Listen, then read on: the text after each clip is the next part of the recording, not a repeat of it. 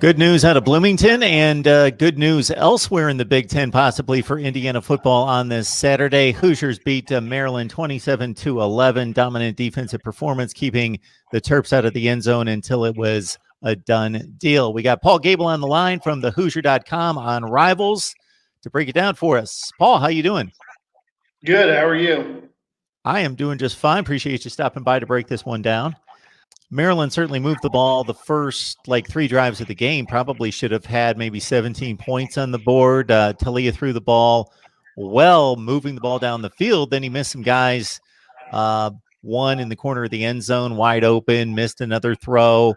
The Indiana defense could have been susceptible there early to give up points, but then they really tightened things down and pretty much dominated the game after the first few drives. Yeah, they really did. And that was one thing that the defensive players for Indiana who were brought in after the game, Tywan Mullen and Cam Jones, talked about, as well as Tom Allen. And let's not forget that Maryland had a week to prepare for Indiana. They threw some different things at Indiana that Indiana hadn't seen through the first three games. But once the defense was able to make some adjustments, it was a much better game for Indiana from that aspect, and they were able to get after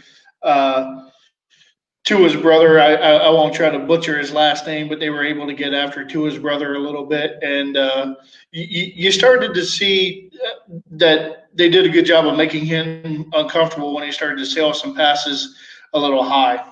And it's certainly a Maryland offense that was very productive in wins over Minnesota and Penn State. So on the offensive side, Michael Penix did not have a good day. You can see that by the stat sheet. But beyond the stat sheet, I watched the meaningful portion of the game, and he was all over the place. I do think to credit the Maryland defensive backs for hanging with Indiana's wide receivers in that, but just not a good day for the passing game, unlike what we saw in Columbus a couple of weeks ago.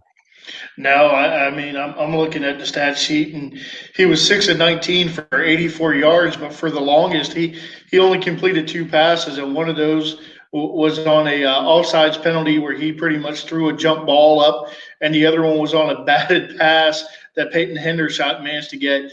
By far the worst performance for Michael Penix that I have seen this season, and talking with some other people that they have seen throughout his career. Got Paul Gable on the line from the Hoosier.com. Catch him on Rivals. You know the Rivals brand, top-notch college football coverage. So join him and the rest of the staff as Indiana makes their way through the Big Ten at 5-1 now with a win over Maryland, 27-11. The rushing game has not been stellar this year. Stevie Scott, Samson James had about 3.5 yards per carry coming into this one. But it was interesting to see how Indiana got the rushing game going, doing some different things, used the Wildcat quite a bit. Tim Baldwin had a big game as well. Yeah, Tim Baldwin, a freshman, breaking out, 16 carries for 106 yards. And you mentioned the Wildcat. That was one thing that Coach Allen had said that they had put in this week. It wasn't just something that offensive coordinator Nick Sheridan went to because the passing game was so bad. It was something that they had worked on this week. Stevie Scott, 24 carries for 88 yards, 3 touchdowns, first time since Jordan Howard a couple years back, 3 touchdowns in a game. And honestly, with Penix going out with the leg injury, Indiana had no choice but to have a running game show up a little bit today. 2 interesting dates coming up for the Hoosiers with Wisconsin next week on the road and Camp Randall, of course, one of the better teams in the Big Ten, a top 15 team. And then, of course, the Old Oak and Bucket game against Purdue on the 12th. Just your thoughts about Indiana progressing through the season here. Of course, you helped us out with coverage on the Ohio State game in which they gave it a valiant second half effort to get back in that game and make it a game 42-35. And they've pretty much controlled all the other games, but 2 tough ones coming up. Yeah, two very tough ones coming up. I want to go back to that Ohio State game real quick if I can. And those Ohio State fans held nothing back, threw everything, including the kitchen sink, at me in the comments. But I told you that Ty Freifogel would go off and have a great game in that one, and he did. 200 yards plus in that game. So, it is what it is. Maryland held him to 1 or 2 catches today. But a lot of that had to do with Michael Penix's inability to get him the ball. But yeah, Wisconsin, December 5th. I think I told you the last time, and told some others that I expect snow on the ground for that one. A running game has to show up, especially considering we don't know what Michael Penix's status will be for that one. He went out in the third quarter with a leg injury after 21-yard run, and it was kind of weird. Got hit, kind of tripped a little bit over his feet, and suffered a lower leg injury. Coach Allen said we'll know more on Monday after they do some more evaluating and some testing. But again, another injury for Michael Penix.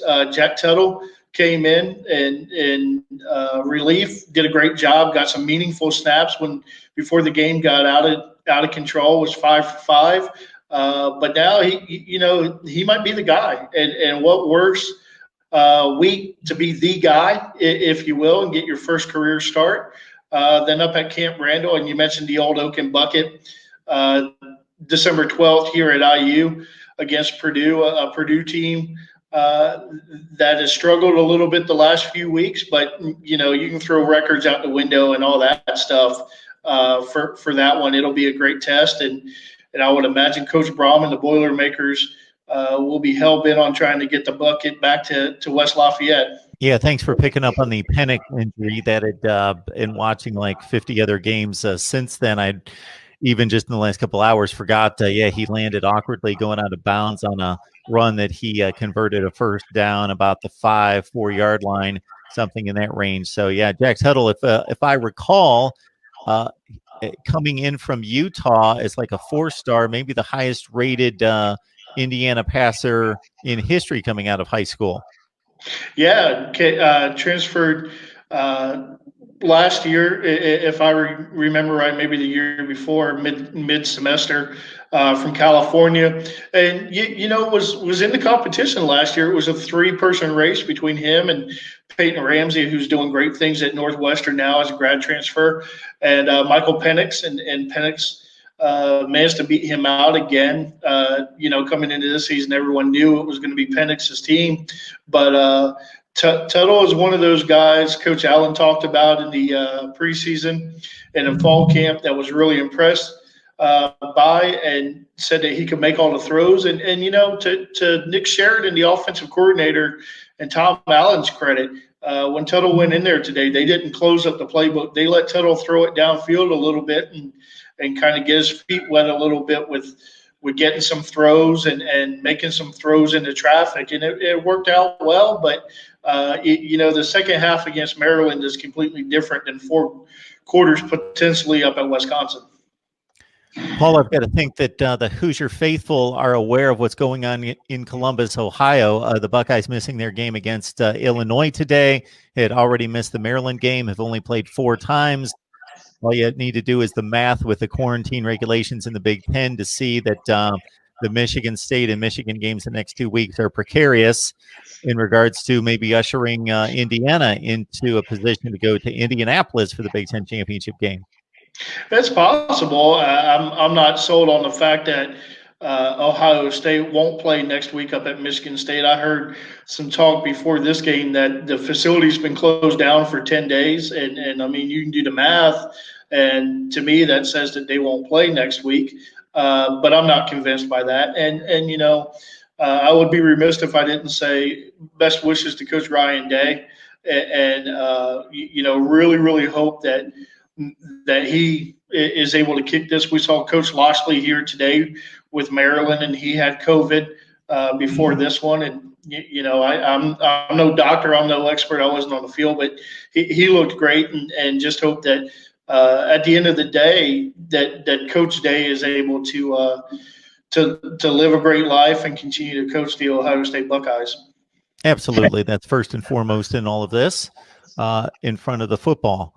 Indiana now 5-1, of course, 5-1 in the Big Ten as well, as they knock off Maryland 27-11. After getting off to a slow start, they dominate the rest of it against the Terps. Paul Gable, check out his work on Rivals. It's thehoosier.com. Paul, we appreciate you stopping by to break down Indiana football. Hey, thanks for having me, and look forward to talking to you next week.